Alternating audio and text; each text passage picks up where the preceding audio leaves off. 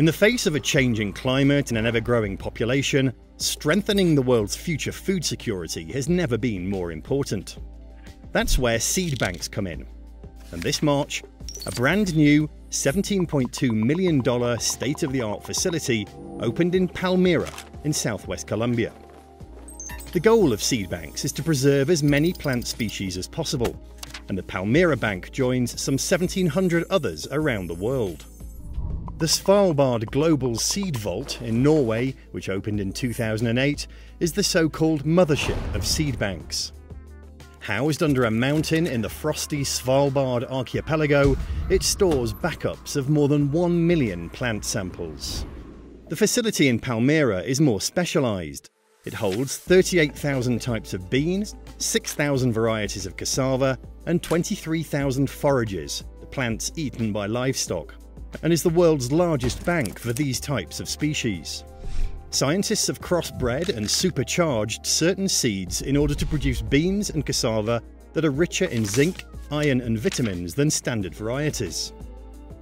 These improved varieties have been sent to Africa and elsewhere in Latin America, with benefits for public health. Vitamin A-rich cassava, for example, helps improve eyesight and can combat diarrhea, which can be fatal to young children. Developing varieties of crops that are resistant to heat, drought and flooding is also a priority.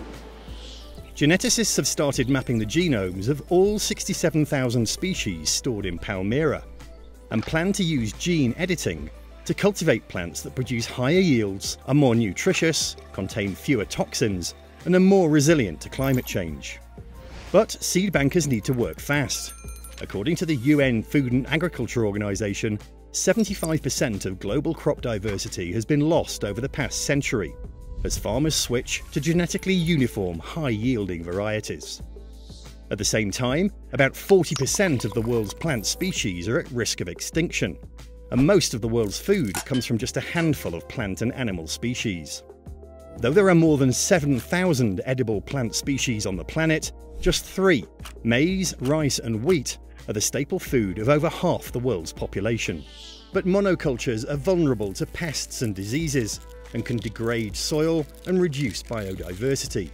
Botanists say the best way to prevent disaster in farming is to preserve as much variation as possible, which is why seed banks are so important.